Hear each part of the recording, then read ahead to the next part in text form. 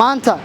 ma ahan maalintii jaakada waxaan u soo diyaar garoobay dagaal waa hadalka xildhibaan Cabdiladiif Muuse Sanyare oo kamid ah golaha shacabka baarlamaanka Jamhuuriyadda Federaalka Soomaaliya haddaba maanta maxaa ka soconaya Villa Hargeysa muuqaalkan ayaan ku eegi doonaa xildhibaanada labada gole ee baarlamaanka Jamhuuriyadda Federaalka Soomaaliya ayaa maanta waxa ay Villa Hargeysa ay ku leeyihiin mid kamid ah kulamadooda caadiga kulankaasi oo hareeyay sabaxan iyo buuqa iyadoo sidoo kale wararku ay sheegayaan in guddoonka golaha shacabka baarlamaanka Jamhuuriyadda Federaalka Soomaaliya iyo sidoo kale guddoonka golaha aqalka sare labadaba ay iska kaashadeen in xildhibaanada awood loo isticmaalo isla markaana xildhibaankii istaaga memberka oo ciidamo fara badan la dhigay gabi ahaanba laga saaro xarunta golaha shacabka baarlamaanka Jamhuuriyadda Federaalka Soomaaliya sida ay nala wadaageen xildhibaanada qaarkood oo xiriir kala duwan aan la sameynay xildhibaanada ayaana sheegay in loogu cagajugleeyay in gabi ahaanba golaha laga saari doono haddii ay istaagaan